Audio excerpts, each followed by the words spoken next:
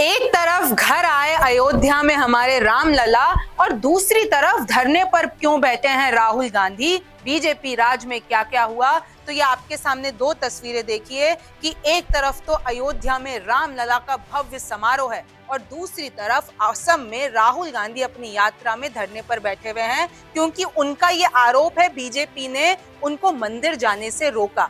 अब दोनों ही तस्वीरें बहुत खास हो जाती हैं। सुबह से आप लोग तस्वीरें देख रहे होंगे राम मंदिर से रिलेटेड, आपको पूरी कहानी पता है, लेकिन राहुल गांधी धरने पर क्यों बैठे हैं इसकी कहानी मैं आपको रिमझिम के 5 पॉइंट्स में आज बताने वाली हूँ कि राहुल गांधी ने सड़क पर क्यों किया विरोध, दूसरा कांग्रेस ने क्या क्या आरोप लगाए, तीसरा कितनी पुरानी है राहुल और हिमंता की जंग, चौथा इस मंदिर में जाने का क्या महत्व, क्यों राहुल गांधी जिस मंदिर में जाना चाहते थे उससे रोका गया उनको जाने से और इसके पीछे की राजनीति क्या है और तर्क क्या है, और पांचवा असम के सीएम हिमंता ने इस पूरे मामले पर क्या कहा और कैसे हिमंता ने पहले ही राहुल गांधी को वार्निंग दी थी।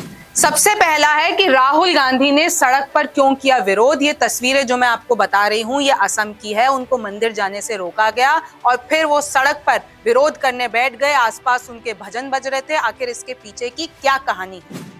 असम में चल रही भारत जोड़ो न्याय यात्रा के दौरान राहुल गांधी ने नंगांव में 15वीं शताब्दी के असमिया संत और विद्वान श्रीमन शंकर देव के जन्मस्थान बटाद्रवा सत्र मंदिर में जाने का प्रयास किया, लेकिन अधिकारियों ने उन्हें प्रवेश नहीं करने दिया। राहुल गांधी का आरोप है कि उन्हें मंदिर से 15 किलोमीटर पहले ही रोक दिया गया, जिसके बाद अपने समर्थकों के साथ वो वहीं धरने पर बैठ गए। राहुल ने आरोप लगाया कि मैंने ऐसा कौन सा अपराध किया है जो मंदिर नहीं जाने दिया जा रहा है, जरूर आदेश ऊपर से आया होगा। उन्होंने पुलिस से लड़ाई भी की, कहा कि सिर्फ आज क्या एक ही आदमी को मंदिर जाने का हक है क्या। राहुल गांधी तंज इससे मोदी जी पर था। घटना के बाद कांग्रेस नेताओं और राहुल गांधी ने नंगांव में धरना शुरू कर दिया। इस दौरान सड़क पर कांग्रेस समर्थक राम भजन गाते दिखे। देखिए राहुल गांधी का ट्वीट और उनकी बाइट।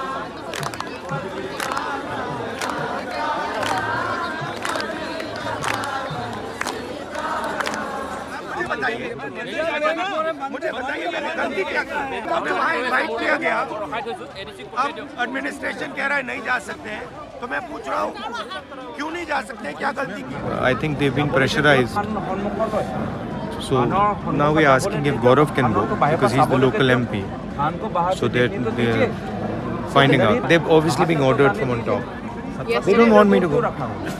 दूसरा देख लीजिए कि कांग्रेस ने क्या क्या आरोप लगाए। सबसे बड़ा आरोप तो यही है कि ये सब बीजेपी के ऊपर के ऑर्डर्स थे और इसलिए राहुल गांधी को परेशान किया गया, यहाँ तक कि राहुल गांधी की यात्रा पर हमला भी किया गया। इस पूरे पॉइंट से समझिए कि सिलसिलेवार तरीके से क्या क्या हुआ। जयराम रमेश का ये लंबा ट्वीट देखिए, उसमें उन्होंने कहा कि राहुल गांधी 11 जनवरी से यहाँ शंकर देव मंदिर में आना चाहते थे। इसके लिए कांग्रेस के 2 विधायक ने मंदिर प्रबंधन से बात भी कर ली थी, अप्रूवल भी मिल गया था और कहा था कि आपका अच्छे से स्वागत करेंगे, लेकिन जैसे ही हम वहाँ पर पहुंचे हमको रोक दिया गया। शायद ऊपर से आदेश आया होगा और हमको ये कहा गया क्योंकि वहाँ पर ऑलरेडी इतने श्रद्धालु हैं, इसलिए आपको हम 3 बजे के बाद एंट्री देंगे। पर ये सब बीजेपी के राज में हुआ है और ये राहुल गांधी को रोकने की कोशिश है। और यही नहीं, कांग्रेस तो ये भी आरोप लगा रही है कि भारत जोड़ो न्याय यात्रा के 8वें दिन रविवार 21 जनवरी की दोपहर असम में राहुल गांधी से धक्का मुक्की हुई। असम के कांग्रेस अध्यक्ष भूपेंद्र कुमार बोरा घायल हुए। महासचिव जयराम रमेश की कार को भी निशाना बनाया गया और ये सब करने वाले बीजेपी के लोग थे। असम के नागांव जिले में जब राहुल गांधी शाम के वक्त भोजनालय में पहुंचे तो लोगों की भीड़ ने उन्हें घेर लिया, उनके खिलाफ नारे लगाए और ये सब बीजेपी ने करवाया है। कांग्रेस पार्टी ने न्याय यात्रा के काफिले पर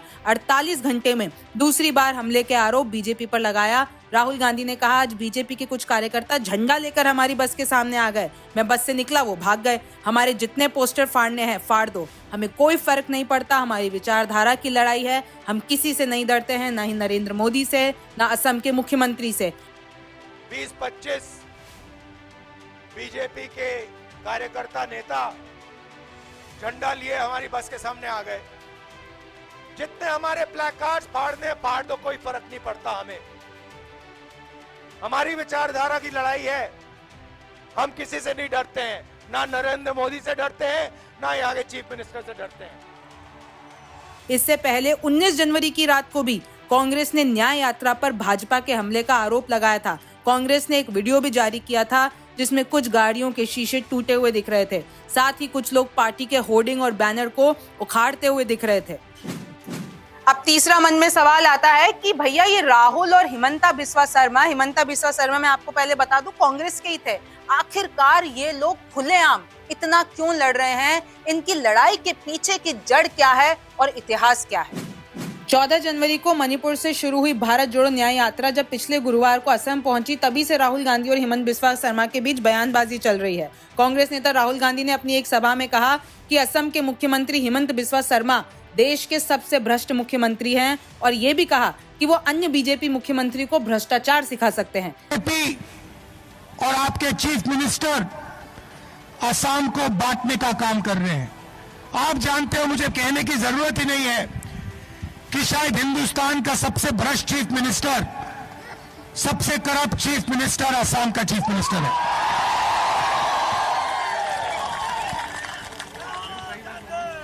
इसके जवाब में शर्मा ने गांधी परिवार को देश का सबसे भ्रष्ट परिवार बताया। मैं आपको बता दूं कि 2015 में हिमंता ने कांग्रेस को छोड़कर बीजेपी ज्वाइन की थी और साल 2016 में उन्होंने एक ऐसा बयान दिया था जिसकी चर्चा आज तक होती है। उन्होंने दावा किया था कि राहुल गांधी नेताओं से बात करने की अपेक्षा अपने कुत्तों के साथ खेलना अधिक पसंद करते हैं। उसके बाद से हिमंता के कई ऐसे बयान वायरल हुए हैं और राहुल गांधी के भी। चौथा, अब राहुल गांधी इसी मंदिर में क्यों जाना चाह रहे थे? अगर कांग्रेस के आरोप सही हैं तो बीजेपी ने राहुल गांधी को इस मंदिर में जाने से क्यों रोका? और हिमंता बिस्वा ने आखिर क्यों पहले ही राहुल गांधी को वार्निंग दे दी थी कि भैया इस मंदिर में मत जाना? इसके पीछे की राजनीति क्या है? 15वीं और 16वीं शताब्दी के संत और विद्वान और सामाजिक धार्मिक सुधारक श्रीमन शंकर देव असम के समावेशी संस्कृति के प्रतीक माने जाते हैं। उन्होंने नव वैष्णव अथवा एक शरण धर्म का प्रचार करके असमिया जीवन को एकत्रित और सहंत किया। शंकर देव के वैष्णव संप्रदाय का मत एक शरण है। इस धर्म में मूर्ति पूजा की प्रधानता नहीं है। धार्मिक उत्सवों के समय केवल एक पवित्र ग्रंथ चौकी पर रख दिया जाता है। इससे ही निवेद तथा भक्ति निवेदित की जाती है। इस संप्रदाय में दीक्षा की व्यवस्था नहीं है। इस मत के अधिकांश अनुयायी असम में निवास करते हैं। इस धर्म में श्रवण कीर्तन का अधिक महत्व है। इस धर्म को नव वैष्णव धर्म और महापुरुषीय धर्म भी कहते हैं। इस धर्म का मूल मंत्र है एक देव, एक सेव, एक बिने नाई के। इस धर्म में कोई जाति भेद, ऊंच नीच, धनी दुखिया का भेद ही नहीं है। और पांचवा, मैं आपको फिर याद दिला देती हूँ कि असम के सीएम हिमंता ने इस पूरे विवाद से पहले क्या क्या कहा था और इस मंदिर में ना जाने के लिए पहले ही क्यों वार्निंग दी थी, इसके पीछे क्यों विवाद छिड़ा हुआ था। असम के मुख्यमंत्री हिमंता बिस्वा शर्मा ने पहले ही राहुल गांधी को कहा था कि वो वहां ना जाएं और वहां पर जाने से बचे और अपने प्रोसेस को, अपनी प्लानिंग को पुनर्विचार करें। शर्मा ने 21 जनवरी को कहा था, मैं राहुल गांधी से ये धारणा नहीं बनाने का आग्रह करता हूं कि राम मंदिर और बटाद्रवा मंदिर के बीच कंपटीशन ना हो, क्योंकि टीवी चैनल्स एक तरफ राम मंदिर प्राण प्रतिष्ठा समारोह दिखा रहे होंगे और दूसरी तरफ वे महापुरुष श्रीमन शंकर देव के जन्म स्थान का दौरा कर रहे होंगे। यह असम के लिए अच्छा नहीं होगा। शर्मा ने कहा था कि श्रीमन शंकर देव एक असमिया सामाजिक धार्मिक सुधारक हैं। वे कवि, नाटकारक और 15वीं और 16वीं शताब्दी से असम के सांस्कृतिक और धार्मिक इतिहास में एक विशाल व्यक्तित्व हैं, लेकिन उनकी भगवान राम से तुलना गलत है। लेकिन मैं आपको बता दूं कि मंदिर के अथॉरिटीज ने यह कहा कि क्योंकि वहां पर बहुत भीड़ ना हो जाए और क्योंकि इस वक्त राम की प्राण प्रतिष्ठा चल रही है, तो राहुल गांधी कृपया करके 3 बजे के बाद आए। लेकिन हिमंता बिस्वा शर्मा ने राहुल गांधी को पहले से ही वार्निंग दे दी थी। तो आपके आखिरी सवाल का भी मैं जवाब दे देती हूँ कि बीजेपी राज में क्या क्या हुआ। एक तरफ अयोध्या में प्रसिद्ध राम मंदिर, इतने भव्य तरीके से उसका समारोह हुआ, सुबह से आप विजुअल्स देख रहे होंगे। और दूसरे बीजेपी के राज में असम में, जहां राहुल गांधी यात्रा निकाल रहे हैं, उनको मंदिर में जाने से रोका गया। और अब जब उनको कहा गया कि आप 3 बजे के बाद आइए, तो राहुल गांधी मेघालय निकल गए, अपनी यात्रा को बढ़ाया और वहां से निकल गए और मंदिर में नहीं गए। आप न्यूज़ 24 देखते रहिए, रिमझिम के 5 पॉइंट्स देखते रहिए। मैं हूं रिमझिम जेठानी, फिर मुलाकात होगी। नमस्कार, मैं हूं मानक गुप्ता। अगर आपको हमारा ये वीडियो पसंद आया हो तो इसे लाइक और शेयर जरूर करें और हाँ, हमें सब्सक्राइब और फॉलो करना ना भूलें ताकि आप देश और दुनिया की कोई खबर मिस ना करें। तो जुड़े रहिए हमारे साथ और देखते रहिए न्यूज़ 24।